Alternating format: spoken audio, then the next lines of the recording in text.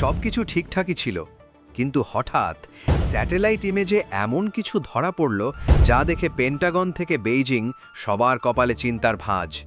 ম্যাপের দিকে ভালো করে তাকান। এই যে লাল দাগটা দেখছেন, এটা সাধারণ কোনো বর্ডার লাইন নয়, এটা এখন এশিয়ার বারুদের স্তূপ। বিশ্ব যখন ঘুমোচ্ছিল তখন ভারত চুপিসারে এখানে এমন এক অর্থনৈতিক লোহার দেওয়াল তুলে দিয়েছে যা ভাঙা তো দূর, স্পর্শ করতে গেলেই পুড়ে ছাই হয়ে যাওয়ার ভয় পাচ্ছে শত্রুরা। আসলে কি ঘটছে সেখানে? কেন হঠাৎ দিল্লি থেকে একটা সোজা ফোন কল গেল ঢাকায়? আর কেনই বা রাতারাতি 14,715 কোটি টাকার হিসেব চাইতে বাধ্য হলো মোদী সরকার? এটা কি শুধুই টাকার অঙ্ক, নাকি এর পেছনে লুকিয়ে আছে এক ভয়ঙ্কর জিওপলিটিক্যাল মাস্টার স্ট্রোক? শত্রুরা ভেবেছিল ভারতকে চমকে দেবে, কিন্তু তারা ভুলে গেছে এটা 2024-এর আগের ভারত নয়। আজকের ভারত চোখে চোখ রেখে জবাব দিতে জানে। ধৈর্যকে যারা দুর্বলতা ভাবে, তাদের শিকড় উপড়ে ফেলার ক্ষমতা রাখে এই নতুন ভারত। আপনি যদি ভারতীয় হিসাবে গর্ববোধ করেন, যদি মনে করেন নতুন ভারত কাউকে ছেড়ে কথা বলে না, তাহলে ভিডিওটা এক্ষুনি লাইক করুন আর কমেন্টে গর্জন করে লিখুন জয় হিন্দ, কারণ আসল খেলা তো এবার শুরু হবে। আরও গভীরে যাওয়ার আগে একটা ছোট্ট রিমাইন্ডার, 2026-এ যারা শুধু পরিশ্রম করবে তারা পিছিয়ে পড়বে, যারা কৌশল জানবে তারাই এগিয়ে যাবে। সেই কৌশলটা জানতে চাইলে এখনই দেখুন বেঙ্গল মানি মেন্টর চ্যানেলটা, লিংক ফার্স্ট কমেন্টে। হয়তো এটাই হবে আপনার টার্নিং পয়েন্ট। আসুন ইমোশন সরিয়ে রেখে লজিক দিয়ে বুঝি ভারত ঠিক কোন জায়গায় আঘাতটা করেছে। 14,715 কোটি টাকা, ডলারের হিসাবে $5 বিলিয়ন। এই টাকাটা ভারত কোনো জুয়ায় ওড়ায়নি বা কোনো শেয়ার বাজারে ঢালেনি। এই টাকাটা দেওয়া হয়েছিল লাইন অফ ক্রেডিট হিসাবে। সোজা কথায় বন্ধুত্বের খাতিরে নামমাত্র 1% সুদে বাংলাদেশকে লোন দেওয়া হয়েছিল। কেন? যাতে প্রতিবেশী দেশটা নিজের পায়ে দাঁড়াতে পারে, রাস্তাঘাট বানাতে পারে, রেল লাইন পাততে পারে। কিন্তু গত 6 মাস ধরে কি হচ্ছে?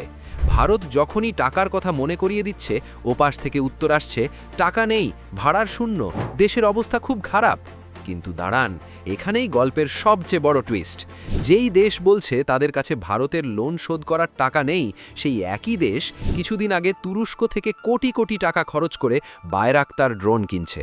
ভাবুন একবার, ভারতের টাকায় বানানো রাস্তায় হাঁটবেন, ভারতের টাকায় কেনা রেলে চড়বেন, আর সেই জমানো টাকা দিয়ে তুরস্কের থেকে ড্রোন কিনে পরোক্ষভাবে ভারতের দিকেই তাক করবেন।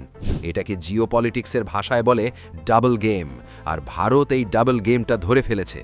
এতদিন দিল্লি চুপ ছিল কারণ ভারত প্রতিবেশীকে প্রথমে বা নেইবারহুড ফার্স্ট নীতিতে বিশ্বাস করে। কিন্তু যখন দেখা যাচ্ছে যে ভারতের টাকা নিয়ে সেটা শোধ না করে সেই ফান্ড অন্য কোনো ডিফেন্স ডিল বা অ্যান্টি ইন্ডিয়া লবিকে শক্তিশালী করতে ব্যবহার করা হচ্ছে, তখন তো হিসেব চাইবেই। ভারত সরকার স্পষ্ট জানিয়ে দিয়েছে, এটা কোনো দয়া বা খয়রাতি নয়, এটা ভারতের ট্যাক্স পেয়ারদের টাকা, আপনার আর আমার টাকা। আর এই টাকা ফেরত না এলে এবার লিগ্যাল অ্যাকশন, অর্থাৎ আইনি পথে হাঁটবে দিল্লি। আর বিশ্বাস করুন, আন্তর্জাতিক আদালতে যদি এই মামলা ওঠে, তাহলে বাংলাদেশের ক্রেডিট রেটিং ধুলোয় মিশে যাবে। IMF বা ওয়ার্ল্ড ব্যাংক থেকেও তখন আর কানা কড়িও পাবে না তারা। কিন্তু খবরের কাগজ যেটা আপনাকে বলছে না, সেটা হলো ভারতের আসল প্ল্যান বি। টাকাটা এখানে আসল ইস্যু নয়। 14,000 কোটি টাকা ভারতের অর্থনীতির কাছে খুব বড় কোনো ব্যাপার নয়, কিন্তু ভারত এই ইস্যুটাকে এখন একটা কৌশলীগত অস্ত্র বা স্ট্র্যাটেজিক ওয়েপন হিসাবে ব্যবহার করছে।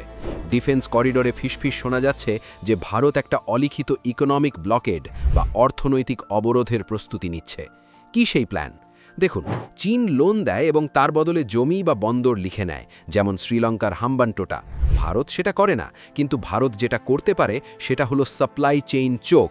বাংলাদেশ তাদের পাওয়ার সেক্টর বা বিদ্যুৎ ব্যবস্থার জন্য ভারতের ওপর অনেকটা নির্ভরশীল।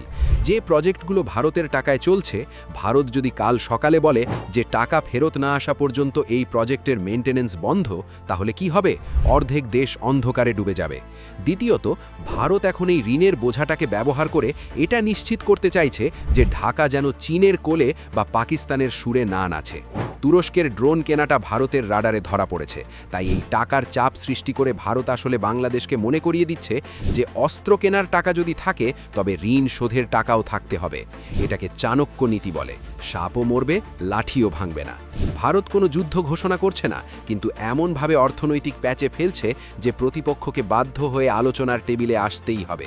পরিস্থিতি এখন পরিষ্কার, ভারত আর সেই সফট স্টেট বা নরম রাষ্ট্র নয় যে শুধু দিয়েই যাবে আর বিনিময়ে অবহেলা পাবে। সিংহের ডেরায় উকি মারলে ফলাফল কি হতে পারে সেটা শত্রুপক্ষ এবার হাড়ে হাড়ে টের পাবে। ইতিহাস সাক্ষী, ভারত আগে আঘাত করে না, কিন্তু আঘাত পেলে মানচিত্র বদলে দেয়। দেখা হচ্ছে পরের ভিডিওতে, ততক্ষণ সজাগ থাকুন, প্রস্তুত থাকুন। জয় হিন্দ।